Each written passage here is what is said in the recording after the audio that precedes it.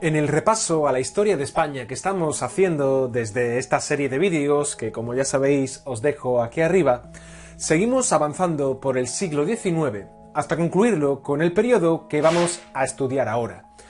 ¿Cómo era aquella España que vio nacer el siglo XX, es decir, aquel siglo en el que nacieron vuestros padres o abuelos? A aquel periodo es a lo que llamamos Restauración Borbónica, basado en un sistema que tiene cierta apariencia de democracia, pero que en realidad no tenía mucho de democrático. ¿Por qué? Porque se basaba en un sistema fraudulento de elecciones en el que se manipulaba sistemáticamente o se falseaban las elecciones de uno o de otro bando. Por ejemplo, se usaban listas de difuntos para representar a falsos nombres de votantes que llevaban años fallecidos, como por ejemplo cualquiera tal vez de vuestros antepasados. Hola, ¿de dónde vienes? Creo que me he perdido. Acabo de salir de mi tumba como cada 4 años para votar en las elecciones. ¿Sabe dónde está el colegio electoral?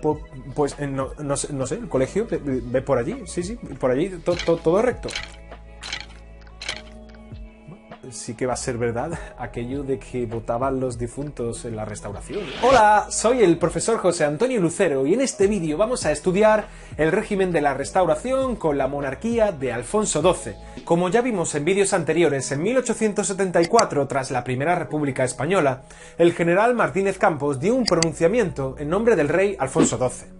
Algún tiempo antes, el político conservador Antonio Cánovas del Castillo llegó a un compromiso con el propio Alfonso, hijo de Isabel II, para instaurar un régimen monárquico constitucional y parlamentario, estable además, en el momento en que fuese elegido rey, cosa que ocurrió en enero de 1875, cuando, después de aquel pronunciamiento, las Cortes españolas proclamaron a Alfonso XII como rey de España. Dio comienzo con ello el periodo conocido como la Restauración Borbónica. El nuevo régimen político fue diseñado por el propio Cánovas del Castillo, con el objetivo de superar los problemas de la monarquía de Isabel II, de la madre del rey, que como ya sabéis tuvo que exiliarse y se montó un gran lío. Ya sabéis, esa inestabilidad política o el intervencionismo del ejército. Por ello, las primeras medidas tomadas por Antonio Cánovas fueron las siguientes. Por ejemplo, acabar con las guerras carlistas. A pesar de estas primeras medidas, Cánovas buscaba plasmar las características del nuevo régimen en una nueva constitución que favoreciese la estabilidad política soñada. Esta fue la Constitución de 1876 y cuyas características principales fueron las siguientes. En primer lugar, la soberanía compartida entre el rey y las Cortes. La elección a través de sufragio universal masculino a partir de 1890. El sufragio, primero algo más restringido y a partir de 1890 universal masculino. Era un sistema además bicameral, donde el Congreso era elegido en sufragio y el Senado tenía a 2/3 de sus componentes elegidos por designación real o por derecho propio. Además, establecía a España como un estado confesional católico en la que se permitían otros cultos privados. Por otro lado, también designaba cuál era la figura del rey, inviolable jurídicamente, mando supremo de las Fuerzas Armadas y con poder de intervención en los poderes políticos, como ya sabéis, designando ministros o nombrando funcionarios. Recogía además ciertas libertades básicas, como el derecho a imprenta, a expresión, a asociación o a reunión. Por tanto, el sistema político canovista era un sistema fundamentalmente bipartidista, inspirado en el Reino Unido. Para ello se crearon 2 partidos políticos que van a colaborar con el régimen y que junto a la alta burguesía acabarían, pues, formando una oligarquía. Los 2 partidos principales eran los siguientes. Por un lado, el Partido Conservador, cuyo líder era precisamente Antonio Cánovas del Castillo, el hombre fuerte del régimen, y que estaba formado por la alta burguesía, la burguesía terrateniente, el alto funcionariado o la nobleza. Por otro lado, nos encontramos con el Partido Liberal o Partido Progresista, cuyo líder era Práxedes Mateo Sagasta, y que estaba compuesto por la burguesía media industrial urbana fundamentalmente. Se correspondía también con aquellos progresistas de época de Isabel II.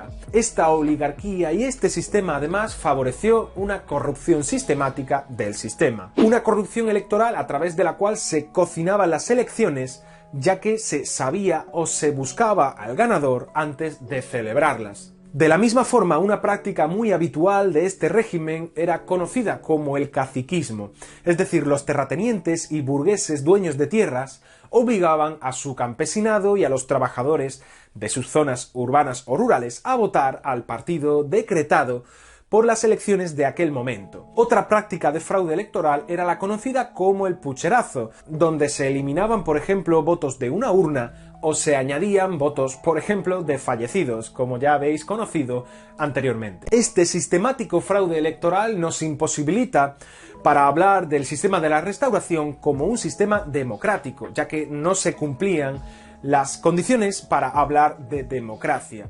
Como ya sabéis, Alfonso XII era el rey de España por aquel entonces, con este sistema de restauración, hasta que en el año 1885 murió de forma sorpresiva. Su hijo, Alfonso XIII, el futuro rey, será un bebé, por lo que su madre, María Cristina, asumió la regencia. A pesar de ello, nos encontramos con una gran oposición de algunos colectivos y partes de la sociedad española a este régimen de restauración, como eran los siguientes. Por un lado, el carlismo. Sí, los carlistas, de verdad, otra vez, qué pesados. Aquellos que se opusieron al régimen ubicándose a la derecha del Partido Conservador de Cánovas. A pesar de que fueron derrotados militarmente, muchos de sus líderes se fueron a Francia y desde allí conspiraron mediante la propaganda e introduciendo armas de manera clandestina en España, con el objetivo de instaurar un régimen tradicionalista y antiliberal. A pesar de ello, ya no tuvieron muchos apoyos en España. Otra de las grandes oposiciones que encontrará el sistema restaurador de Cánovas será el republicanismo. Otra de las grandes oposiciones al régimen canovista será, por ejemplo, la del movimiento obrero, que se dividirá en dos grandes ramas.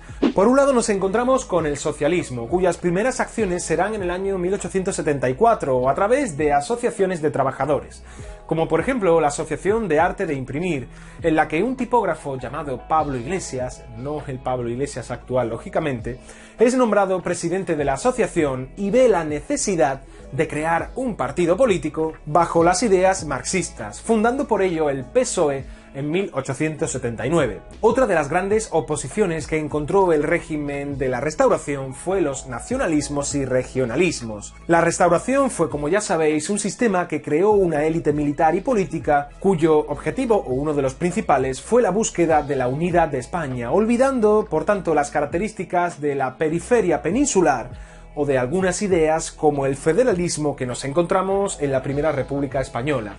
Por tanto, todas las decisiones que se tomaron en España se hicieron desde Madrid sin tener en cuenta, o eso decían los regionalistas, los intereses del resto del país.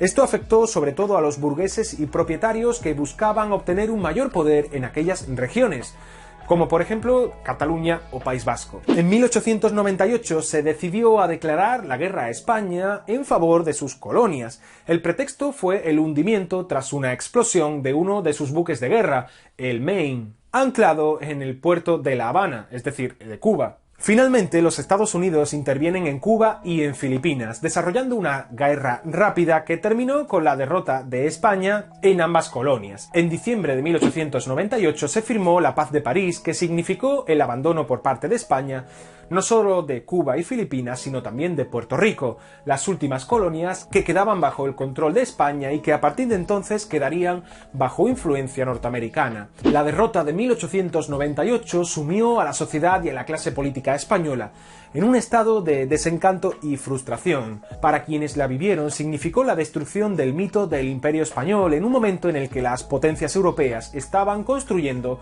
sus propios mitos nacionales y sus propios imperios coloniales en Asia y África, por ejemplo, pues sus repercusiones no fueron económicas y fueron menores de lo que se esperaba. Aún así, tras el 98, surgieron una serie de movimientos regeneracionistas que defendían la modernización de la vida política española y que contaron con cierto respaldo de las clases medias, con un ideal que quedó ejemplificado en el pensamiento de Joaquín Costa, que propugnaba la necesidad de dejar atrás aquellos mitos de un pasado glorioso para modernizar la economía y la sociedad del país.